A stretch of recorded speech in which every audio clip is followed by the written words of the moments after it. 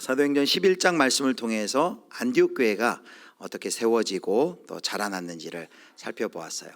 모든 사람들이 다 유대인들에게만 복음을 전할 때 소수의 그리스도인들이 안디옥에 있는 이방인들을 향해 복음을 전했고, 그렇게 복음을 전할 때 주의 손이 함께함으로 놀라운 부흥의 역사가 일어났습니다.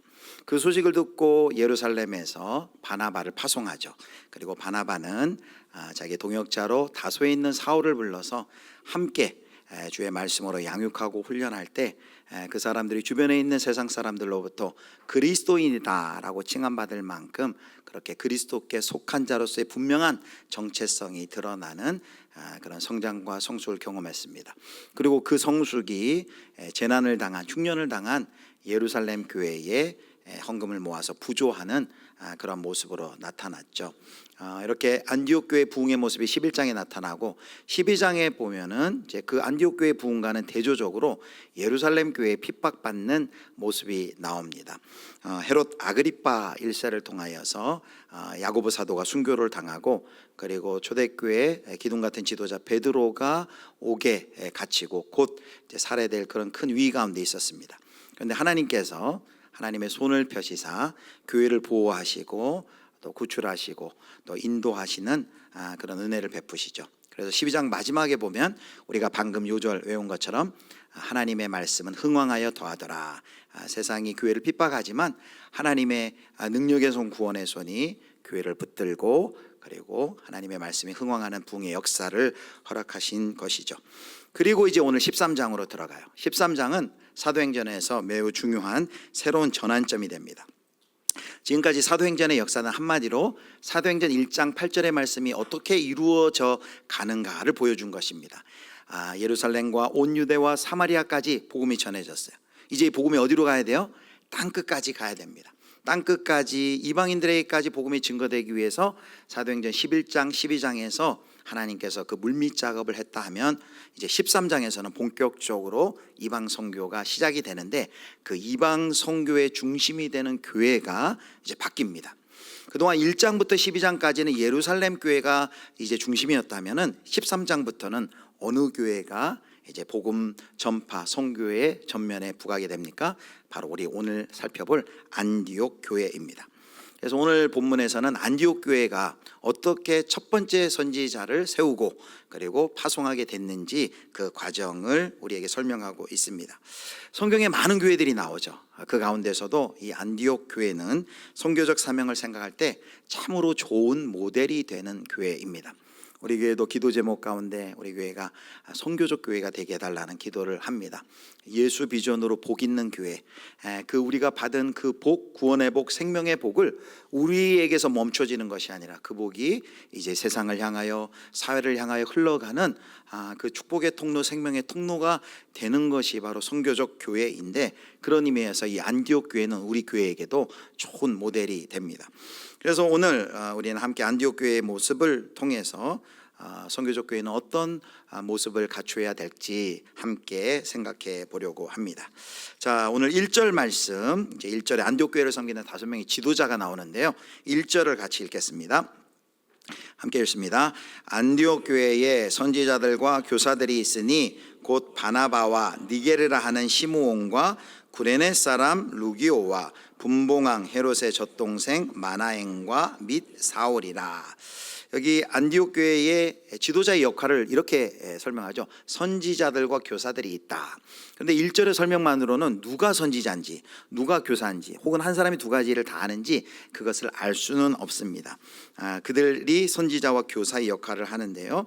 이 5명의 면면을 살펴볼 때 우리는 그 안디옥 공동체의 모습이 어떠한 모습인지 우리가 유추해낼 수 있습니다. 자, 그럼 5명을 살펴보겠는데요. 가장 먼저 누가 나옵니까? 바나바가 나옵니다. 바나바는 너무 유명하니까 다른 설명을 하지 않아요. 우리가 아는 그 바나바입니다. 가장 첫 번째에 나왔다는 것은 안디옥 교회에서 가장 영향력이 있고 가장 중요한 역할을 한 사람이다라고 볼 수 있습니다. 바나바는 우리가 아는 대로 이제 바나바가 이름이 아니에요. 원래는 구브로 출신의 레위 지파하고 그리고 본명이 요셉인데 이 사도들이 별명을 붙여줬습니다. 이 사람이 얼마나 사랑이 많고 많은 사람들을 위로하는 자리에 있는지 바나바라는 것은 위로의 아들이다라는 뜻의 별명이 붙여졌고 그 별명이 이름처럼 이렇게 불리워지는 것이죠. 주의 교회를 위해 참 충성하고 헌신한 정말로 신실한 초대교회 일꾼이었습니다. 그 안디옥 교회를 섬기는 이제 첫 번째 지도자로 이제 이름이 올려져 있습니다.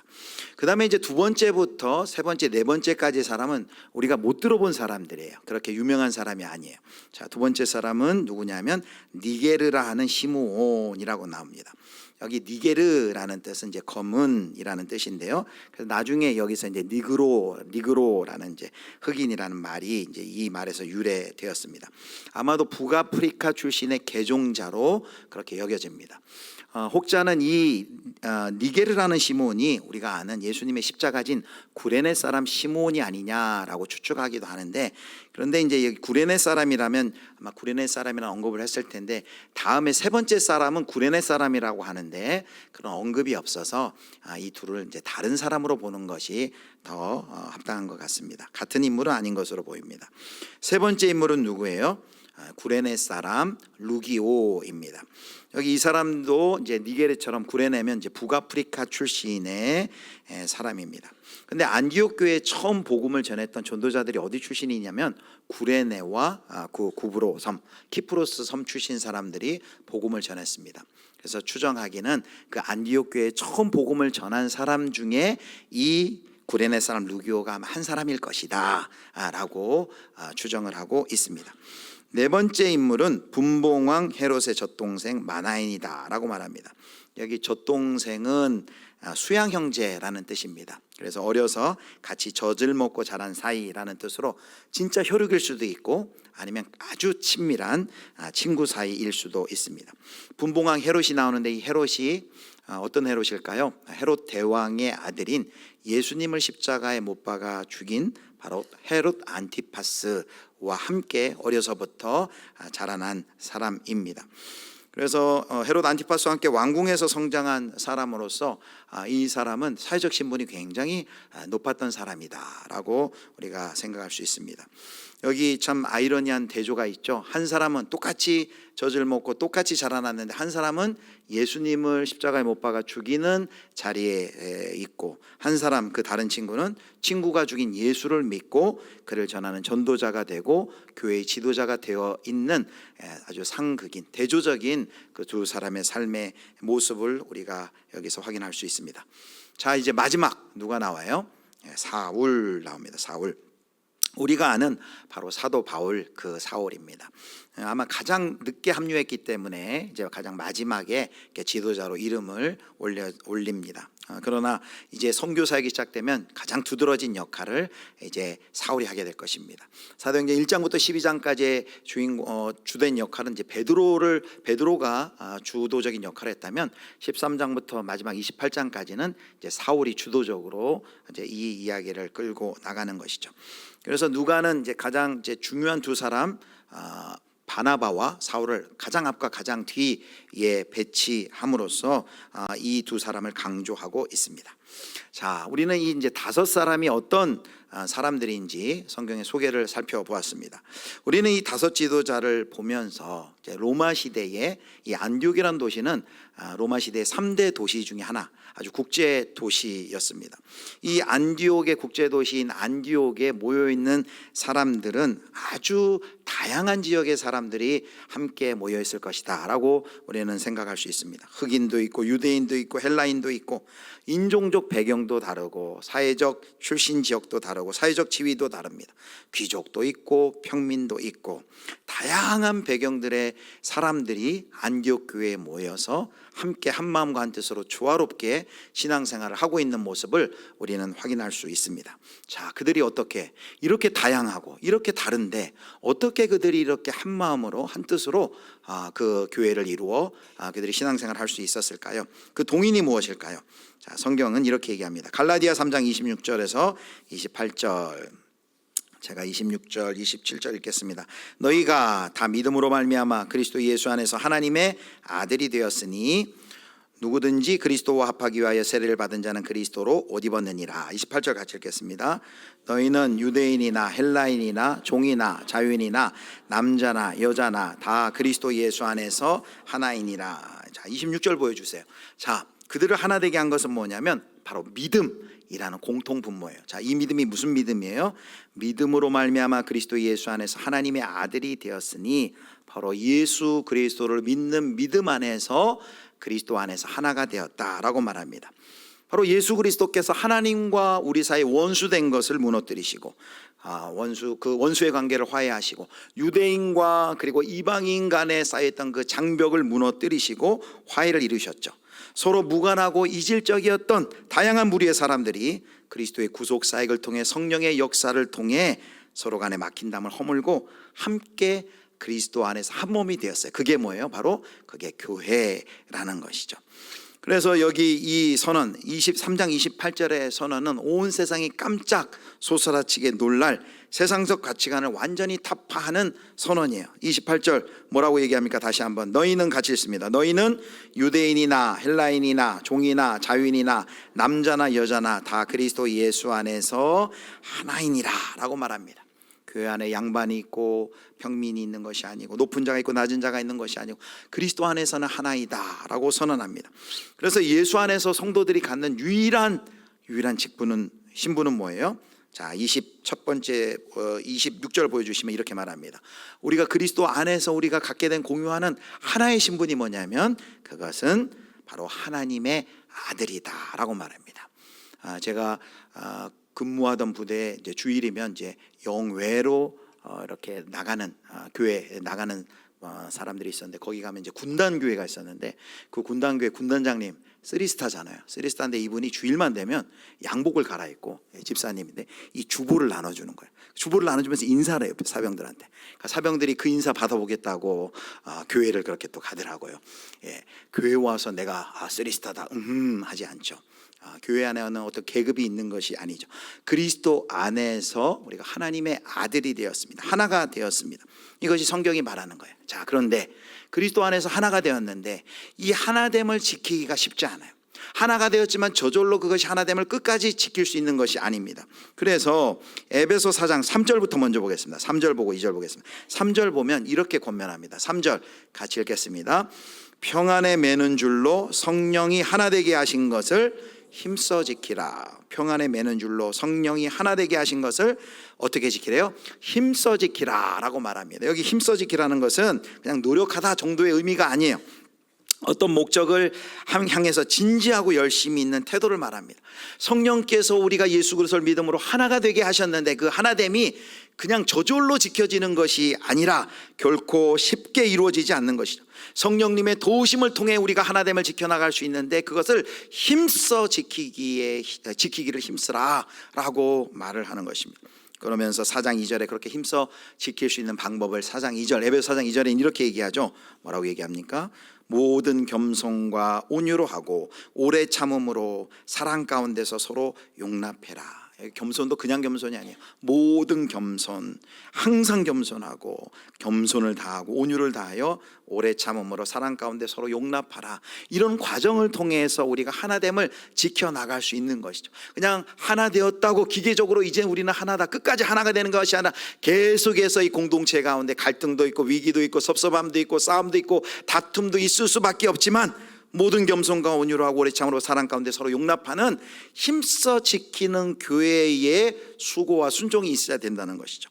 바로 그러한 수고와 순종을 빌립보서 2장 2절과 3절에서는 이렇게 이야기를 합니다. 우리 2절 3절 같이 읽겠습니다. 마음을 같이하여 같은 사랑을 가지고 뜻을 합하여 한 마음을 품어 아무 일에든지 3절 같이 보겠습니다.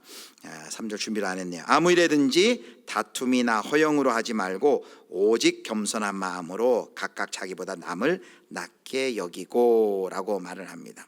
사랑하는 성도 여러분, 저절로 하나 되지 않습니다. 저절로 하나 되지 않아요. 그래서 교회가 교회되는 일 중에 가장 큰 장애물 중 하나는 주의해야 될 것이 뭡니까? 이렇게 안디옥 교회도 많은 차이가 있었죠. 여러 사회적인, 경제적인, 출신적인, 이념적인 차이가 많이 있는데 그 차이가 차별이 되도록 그냥 내버려 두서는 안 된다는 것입니다. 만약에 이런 다른 여러 가지 배경이 차별이 됐다면 안디옥 교회는 존립할 수 없었을 것입니다. 아니 존재하더라도 그것은 갈등과 분열을 가지고 있는 인간들의 그냥 집단에 불과했을 것입니다. 사탄은 어떻게 하시든지 그리스도 안에서 하나 된 우리를 자꾸 깨려고 해요. 틈만 나면 깨려고 해요. 하나가 되었는데 하나 되지 못하고 깨고 다투고 시기하고 질투하게 만듭니다. 갈등하게 만들려고 하고 있습니다. 심지어 우는 사자와 같이 교회를 향해 하나됨을 깨트리려고 합니다. 그때 우리는 어떻게 해야 돼요? 하나됨을 성령께서 이미 우리를 하나되게 하셨는데 그 하나됨을 힘써 지키는, 성령의 은혜와 능력을 의지해서 힘써 지켜야 한다는 것이죠. 바로 그렇게 주님은, 하나님께서는 이방 선교의 이 귀한 가업을 누구에게 맡겼어요? 그렇게 성령이 하나 되게 하신 것을 힘써 지키는 안디옥 교회에게 맡겼다는 것이죠. 그래서 오늘 첫 번째 안디옥 교회는 어떤 교회였어요? 첫 번째 같이 가슴에 새기겠습니다. 성령이 하나 되게 하신 것을 힘써 지키는 교회이다.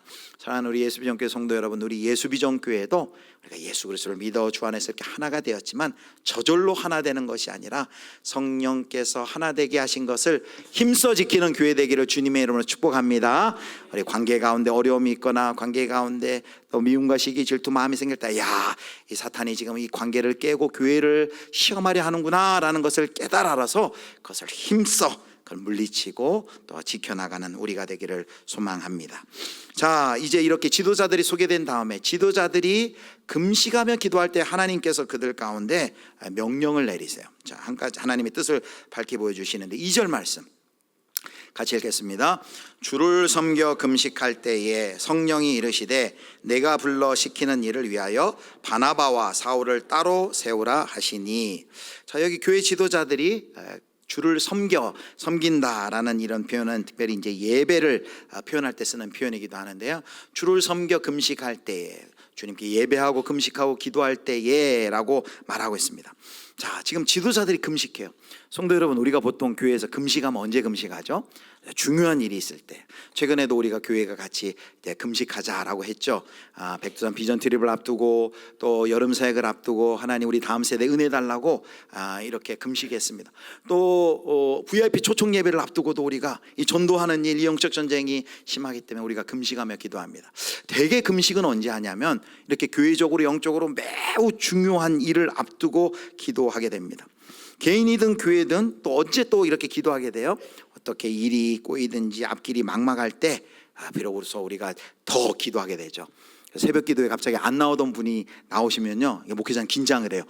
저분 또 무슨 또 어려움이 있나, 이렇게 또 궁금해하기도 하고 또 여쭤보게 됩니다. 이게 우리 인지상정이에요. 신앙생활 할 때 우리가 평소에 우리가 어려운 일이 있을 때 기도하게 되는데, 그런데 이 안디옥 교회 지도자들은 지금 안디옥 교회는 탄탄대로예요. 어려움이 없어요. 교회는 날마다 부흥하고 날마다 수고 늘어가고 하나님의 말씀이 흥왕하게 도하는데 어려움이 없어요. 그런데도 불구하고 이 지도자들이 뭐예요? 금식하며 기도하며 하나님께 예배하고 섬기고 있습니다. 평소에 풀어야 할 긴박한 과제가 있을 때만 하는 것이 아니라 평소에 특별한 일이 없어도 이렇게 기도하며 금식하며 기도하며 주의 뜻을 묻는 이러한 모습들, 참 도전이 되었습니다. 이렇게 해야 되겠구나라는 도전을 받게 되었습니다. 자, 그렇게 금식 중에 자신의 마음을 전체를 비우고 하나님을 전적으로 의지하고 하나님께 민감한 그 영혼의 밭을 가진 이들 가운데 하나님께서 명령을 하세요. 뭐라고 명령합니까? 자, 13장 2절 하반절에 보니까 내가 불러 시키는 일을 위하여 바나바와 사울을 따로 세우라 라고 말씀하십니다. 여러분, 금식하며 기도할 때 그들이 받은 메시지는 이런 것이 아니었어요. 자, 이제 앞으로 안디옥 교회가 매우 크게 부흥하게 될 것이다. 그래서 더 큰 교회로 발돋움할 것이니까 너희들 준비해라. 그래서 앞으로 이제 500명에서 1000명으로, 1000명에서 10,000명으로 2040 비전을 선포하고 그것을 준비하라. 이렇게 말씀하시지 아니하셨어요. 오히려 안디옥 교회를 넘어서서 경계를 넘어서서 사역을 이제 하도록 그렇게 하나님께서 영적인 비전을 그들 가운데 허락하십니다. 더군다나 이들이 지금 이 하나님의 뜻을 확인하고 당황하거나 또 당혹스러우며 충격을 받을 수밖에 없는 것은 지금 안디옥 교회의 가장 기둥과 같은 지도자 두 명의 가장 중요한 역할을 하고 있는 두 명의 지도자를 그들을 세워서 그들을 파송하라라는 것입니다. 여러분, 이들 마음 가운데 이런 마음이 들지 않았을까요? 아니, 왜 많은 사람들이 있는데 가려면 다른 일꾼들도 있는데 왜 가장 중요한 저 두 사람 빼면 우리 교회 당장 흔들릴 텐데 왜 가장 중요한 일꾼을 빼서 보내라고 하시지? 아니, 그리고 이런 이방 선교의 중요한 일을 하시려면 우리 교회보다 더 먼저 설립이 되고 심지어 사도들이 잔뜩 섬기고 있는 저 예루살렘 교회도 있을 텐데 왜 이제 세워진 지 얼마 안 되는 우리 안디옥 교회를 세우셔서 이 일을 하시려고 하시지? 라는 그런 의구심 그들이 들었을 것입니다. 자, 지도자들이, 그 성도들이 이 하나님의 이 명령에 어떻게 반응했을까요? 13장 3절입니다. 3절 우리 같이 읽도록 하겠습니다. 이에 금식하며 기도하고 두 사람에게 안수하여 보내니라. 자, 여기 지도자들과 교회의 반응이 앞에 나와요. 뭐라고 나옵니까? 이에 금식하며 기도하고 라고 말합니다. 이들이 이제까지 기도하고 금식하고 있었어요. 그러다가 그 성령님의 뜻을 확인했어요. 그런데 계속해서 기도하고 금식이에요. 그렇다면 이 기도와 금식은 2절과 3절의 이 기도와 금식은 조금 다르죠. 2절과 3절 동일하게 하나님의 뜻을 묻고 확인하기 위해서 기도했지만 3절에는 좀 더 구체적으로 정말 바나바와 사울을 이방 선교를 위해 선교사로 세우는 것, 이것이 정말 주님의 뜻이 맞습니까? 그것을 확인하기 위해서 그들이 계속해서 지도자들이 금식하며 기도했어요. 기도하고 금식하며 또 성도들과도 소통했을 거예요. 그 문제를 놓고 성도들과도 이야기를 나누고 또 성도들도 함께 기도하고 정말 이 하나님께서 주신 이 비전이 우리 교회를 향하신 이 비전이 맞는 것인지 그들은 오랜 시간을 두고 차분하게 그 뜻을 확인해 나가는 것을 볼 수 있습니다. 그리고 그들이 어떤 결론에 도달해요? 하나님의 성령께서 우리 교회를 통하여 이방 선교를 시작하기를 원하시는구나 라는 것을 인정을 하고 두 사람을 보내기로 합니다. 만약에 이 안디옥 교회가 자기 교회만 생각했더라면 또 변화보다도 안정을 추구하는 결정을 했더라면 성도들이 이렇게 두 사람을 따로 세울 수가 없었을 것입니다. 그런데 그들이 뭐에 순종했어요? 자기 교회를 넘어서 생각을 했어요. 자기 교회의 안정과 부흥만 생각했다면 자기 교회 귀한 일꾼 빼내가지고 빼서 보내는 걸 아마 반대했을지 몰라요. 그런데 그들의 관심이 어디에 있었습니까? 자기 교회를 넘어 그들의 관심이 어디에 있었냐면 하나님의 나라에 있었다는 것이죠. 사랑하는 성도 여러분, 그래서 우리가 우리 교회의 관심이 단순히 우리 교회 안에만 머물러 있지 않기를 바랍니다.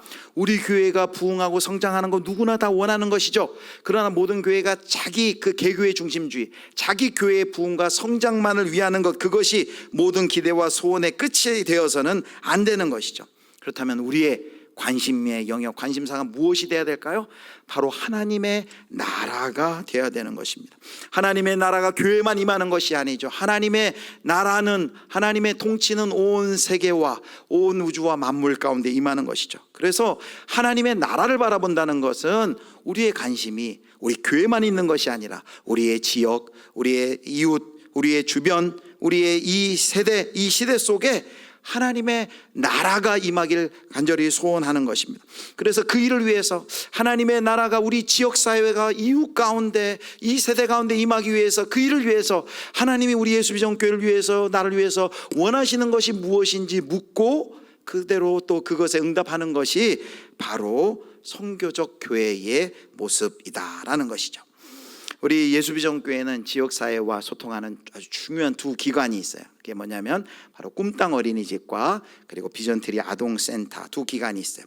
꿈땅 어린이집은 어린이집 미취학 연령의 아이들 49명이, 이제 정원이 49명인데 49명의 우리 아이들이 여기서 이제 배움을 받고 있고요. 또 비전트리 아동센터에는 초등학생부터 중학생까지 이제 39명이 지금 비전트리에 있습니다.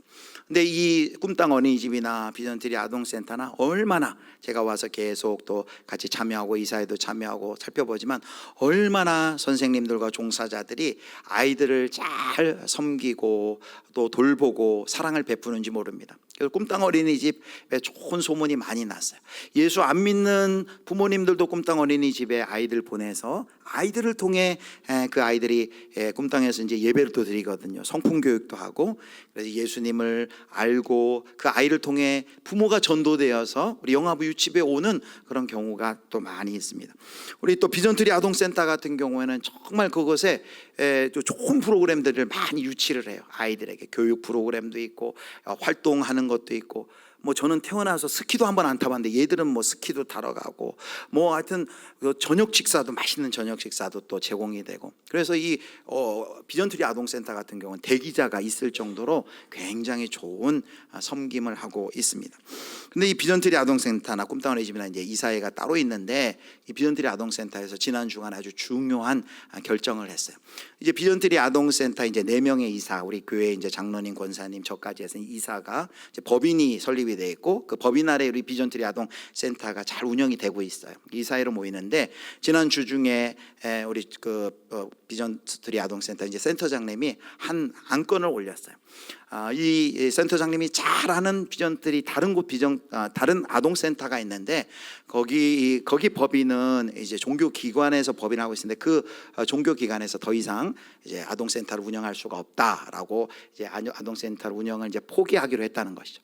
이제 그 아동센터는 새로운 법인을 올 말에까지 찾아야 되는데, 찾지 않으면은 그동안 이제 19명의 아이들이 거기서 우리 비전트리 아동센터 좀 잘 돌봄과 섬기를 받았는데, 이제 폐쇄가 되면 그 아이들이 갈 데가 없고 지금까지의 돌봄과 섬김이 이어지지 못하는 것이죠. 이런 소식을 잘 아는, 또 그리고 그쪽에 그 센터장님하고도 잘 교분이 있고 얼마나 그동안 잘해왔는지를 아는 우리 센터장님이 이제 제안을 한 거예요. 이사회에 우리 법인에서 그 비전트리 그 아동센터도 같이 우리가 받아들이고 같이 갔으면 좋겠다라고 제안을 한 거예요. 이 일을 놓고 이제 이사회에 열띤 토론을 했어요. 이 아동센터를 하나를 받는다는 게, 우리가 아동센터를 받는다 거기서 수익이 나는 것이 아니에요. 이게 수익 사업이 아니고 뭐 세상 말로 하면 돈이 되는 그런 사업이 아니에요. 그러나 또 거기에 수고해야 되고 관심을 가져야 되고 모든 또 책임은 져야 되고 또 어쨌든 그 일이 많아지고 바빠지는 그런 수고로움이 있는 것이죠. 제 마음 가운데도 그런 마음이 이제 든 거예요. 지금대로 그냥 좋은데 굳이 뭐 우리가 또 여기를 맡아서 해야 되나라는 마음이 한쪽 가운데 솔직하게 있었어요. 그러나 이렇게 이사들이 같이 토론하면서 어떤 결론에 도달했는 줄 아십니까? 그냥 우리 교회만 생각하면 지금으로도 만족하고 여기서도 만족하지만, 우리가 하나님 나라의 관점에서 조금 더 생각해 본다면, 우리가 조금 더 수고하고 그 기간을 받아들여서 함께 간다면 그 지역에 있는 19명의 정말 돌봄과 섬김이 필요한 그 아이들이 계속해서 교육받을 수 있고 그들이 계속해서 건강하게 자라갈 수 있는데, 우리가 하나님 나라의 관점에서 같이 받아들여서 함께 가는 것이 좋겠다라는 그런 결론 가운데 도달했습니다. 사랑하는 성도 여러분, 우리 교회만 잘 돼서는 안 되죠. 바로 우리 교회를 넘어서 하나님의 나라를 생각하고 이웃과 주변을 바라보는 것이 바로 선교적 교회의 첫 번째 발걸음입니다. 우리가 기도 제목에도 우리 교회가 선교적 교회가 되게 해달라는 기도를 많이 하는데, 여러분 앞으로 제가 이 선교적 교회라는 표현을 많이 쓸 거예요. 그런데 한 가지 우리가 오해를 계속해서 좀 풀어가면 좋을 것 같아요. 우리가 선교적 교회라 하면 이 단어에서 주는 느낌상 어떤 생각을 하냐면, 선교를 많이 하는 교회, 파송을 많이 하고 후원을 많이 하는 교회가 선교적 교회다라고 생각을 합니다. 선교적 교회에는 그것도 포함이 됩니다. 우리가 많은 선교사를 파송하고 후원을 열심히 하고 기도를 열심히 하는 것도 포함이 되네요. 그런데 거기까지가 아니에요. 선교적 교회라고 하는 것은 한마디로 말하면 이거예요. 우리 모두가 파송된 분만 선교사가 아니라 저와 여러분 성도 모두가 선교사가 되는 것이에요. 만인 제사장을 루터가 얘기했다면 만인 선교사가 되는 거예요. 선교적 존재가 되는 거예요. 어떻게 선교적 존재가 됩니까? 우리를 보내신, 하나님 보내신 우리의 그 일상에서, 우리의 일터에서 우리가 거기서 선교적 존재로서 선교적 삶을 살아가고 거기에 하나님의 통치와 다스리심이 임하도록 살아가는 삶이 바로 선교적 성도고 선교적 제자고 선교적 교회가 되는 것이죠. 그래서 바로 이 안디옥 교회는 우리에게 선교적 교회의 좋은 본을 보여주고 있습니다. 우리 교회, 개교회 부흥에만, 그리고 우리가 그 시선이 머물러 있는 것이 아니라 교회에 넘어 우리의 지역사회를 바라보고 이웃을 바라보고, 그리고 이 세대를 바라보면서 어떻게 저들 가운데 하나님의 샬롬이 임할 수 있을까, 우리가 계속해서 고민하고 우리가 이 일을 해 나가야 하는 것이죠. 자, 그래서 두 번째 안디옥 교회는 이렇게 정의할 수 있겠습니다. 같이 읽겠습니다. 개교회를 넘어 하나님 나라에 관심 갖는 선교적 교회이다. 하나님 나라에 관심을 갖는 선교적 교회의 모습이 안디옥 교회고, 바로 우리 교회도 그러한 교회가 되고, 아니 우리 교회뿐만 아니라 지금 모든 교회들이 다 이러한 목적을 가지고 나아가고 있는 거예요. 우리 예수비전교회가 이제 한동안 지역사회하고 많은 여러 가지 활동들이 끊어졌어요. 물론 말씀드린 꿈땅 어린이집, 비전트리 아동센터를 통해서 계속해서 지역사회와 연결이 되고 지역사회를 섬길 수 있는 귀한 통로가 있는 건 감사한데, 그 사이에 어떤 구제나 지역사회와 함께하는 이런 일들이 많이 단절이 됐어요. 그래서 이제는 새롭게 이제 복원을 해 나가려고 해요. 하나씩 지역과 동네에 관심을 갖게 되고, 제가 지역 주민 총회에도 참석을 하기도 하고, 이 지역에는 도대체 어떤 일들이 일어나고 있는지 저도 계속해서 관심을 갖고 있어요. 이 지역 사회 가운데 하나님의 샬롬이 임하도록, 하나님의 평화가 임하도록, 하나님의 나라가 임하도록 교회뿐만 아니라 지역사회를 생각하면서 관심을 갖는 선교적 삶을 사는 바로 교회가 선교적 교회인 것이죠. 저와 우리 예수비전교회가 이런 선교적 교회로 계속해서 발돋움해 나가기를 주님의 이름으로 축원합니다. 아멘. 이제 마지막입니다. 자, 오늘 이 2절과 3절을 보면 이방 선교를 위해 선교사를 파송하는 이 일이 안디옥 교회가 계획해서 한 일이 아니라는 거예요. 예루살렘 교회가 파송한 일이 아니에요. 예루살렘 교회도 사도들도 이방인 선교가 필요하다는 것을 알았어요. 인정했어요. 하나님이 원하신다라는 것을 그들도 알았어요. 그런데 그들이 실행에 옮기지 않고 있습니다. 안디옥 교회도 마찬가지였어요. 그들도 이방인들이 이 안디옥 교회에 모여서 신앙생활을 했지만 감히 저 지중해를 넘어 세상을 향해 선교사를 파송할 복음을 들고 나아갈 생각을 하지 못했어요. 그런데 오늘 이 안디옥 교회 지도자들이 금식하며 하나님을 섬기며 금식하며 기도할 때 하나님께서 바울과 사울과 바나바를 따로 세워서 그들을 내가 하려는 일, 이 하나님의 선교에 그 일을 세워라 라고 정확하게 명령을 해주시는 것을 볼 수 있습니다. 뭘 알 수 있습니까? 바로 이방인 선교의 새로운 지평을 여시는 분은 하나님이시다. 하나님의 선교를 하나님의 성령께서 앞서 행하신다. 지금까지 우리가 1장부터 12장까지도 마찬가지예요. 오직 성령이 임하시면 예루살렘과 온 유대와 사마리아 땅끝까지로 내 증인이 되리라는 예수 그리스도의 그 마지막 그 대위 명령이 선포된 후에 그 명령을 사람이 계획에서 앞서 나가는 것이 아니라 이 선교의 주체가 되시는 성령님께서 주도하고 계시고, 그리고 지금까지 살펴본 모습은 오히려 그 성령님께서 앞서 행하실 때 우왕좌왕하면서 그들이 교회가 뒤따라가는 모습을 볼 수 있습니다. 하나님께서 하나님의 선교를 앞장서서 인도하고 계신다는 것이죠. 그것을 바로 또 4절을 통해서도 우리가 알 수 있어요. 4절 어떻게 얘기합니까? 같이 읽겠습니다. 두 사람이 성령의 보내심을 받아 실루기아에 내려가 거기서 배 타고 구브로에 가서, 자, 두 사람을 누가 보냈다고 얘기해요? 성령의 보내심을 받아. 성령의 보내심을, 성령께서 안디옥 교회를 통해 파송하는 것이죠. 누가 이 하나님의 선교의 주체가 되시는지, 누가 보내시는지 확실히 이야기하고 있습니다. 그러면 안디옥 교회의 역할은 뭐예요? 안디옥 교회의 역할은 그 성령의 주도함, 성령의 이끄심에 온전히 순종함으로 그들이 따라가는 것이죠. 안디옥 교회는 그래서 한마디로 어떤 교회였어요? 성령님의 인도하심에 민감한 교회, 성령님의 인도하심을 따르는 교회였다라는 것이죠. 그것이 3절 이렇게 나와요. 하반절, 이에 금식하며 기도하고 두 사람에게 안수하여 뭐라고 얘기합니까? 보내니라 라고 말합니다. 여기 보내니라 라는 뜻은 내주다 라는 뜻이에요. 그들이 안디옥 교회에서 가지고 있던 많은 목양적 짐을 다 훌훌 내려놓고 이제 자유롭게 이방 선교를 마음껏 할 수 있도록 그들의 책임을 내려놓고 그들을 물심양면으로 후원해 주는 모습이 바로 보내니라 라는 것입니다. 사랑하는 성도 여러분, 그래서 세 번째 안디옥 교회는 어떤 교회예요? 같이 읽겠습니다. 성령께 이끌리는 교회이다. 성령님의 이끄심 따라, 성령님의 이끌림을 따라 순종하는 그런 교회입니다. 주도하시는, 선교를 주도하시는 성령님께 이끌리는 교회. 사랑하는 성도 여러분, 교회마다 이끌리는 것이 다른 것 같아요. 우리 교회는 어떠한 것에 이끌리고 있을까요? 어떤 교회는 돈에 이끌리고 있어요. 어떠한 교회는 이념에 이끌리고 있어요. 어떠한 교회는 권력에 이끌리고 있어요. 간절히 소망하기는 우리 예수비전교회는 안디옥 교회처럼 이렇게 성령께 이끌리는 교회가 되기를 주님의 이름으로 축원합니다. 말씀을 맺도록 하겠습니다. 오늘 안디옥 교회가 어떻게 처음 선교사를 세워서 보내었는지 그 과정을 살펴봤어요. 그 과정을 통해 안디옥 교회, 그 다양한 사람들이 모여있는 그 안디옥 교회가 어떻게 했다고요? 자, 세 가지 결론 한번 확인하겠습니다. 첫 번째 같이 읽겠습니다. 성령이 하나 되게 하신 것을 힘써 지키는 교회이다. 이 저절로 하나됨을 지킬 수 없어요. 이를 악물고 우리가 하나님의 은혜를 구하며 하나됨을 지켜 나가야 합니다. 두 번째 같이 읽습니다. 개교회를 넘어 하나님 나라에 관심 갖는 선교적 교회이다. 우리 교회만 잘되고 부흥하고 성장하는 것에만 관심이 있는 것이 아니라 개교회의 성장을 넘어 우리 하나님의 나라가 이 땅 가운데 임하는 것을, 지역을 보고 이웃을 보고 그리고 이 세대를 바라보면서 그 하나님의 나라를 위하여서 달려가는 그런 교회 되는 것이죠. 세 번째 마지막 읽습니다. 성령께 이끌리는 교회이다. 전적으로 이 모든 이방 선교, 하나님의 선교를 누가 주도하세요? 성령님이 주도하시는데 그 성령님의 주도하심에 이 안디옥 교회가 아멘 하면서 순종하는 것이죠. 저와 여러분, 우리 예수비전교회가 이와 같은 안디옥 교회와 같은 교회 되기를 축복합니다. 성령께서 하나 되게 하신 것을 힘써 지키는 우리 예수비전교회 되기를 축복합니다.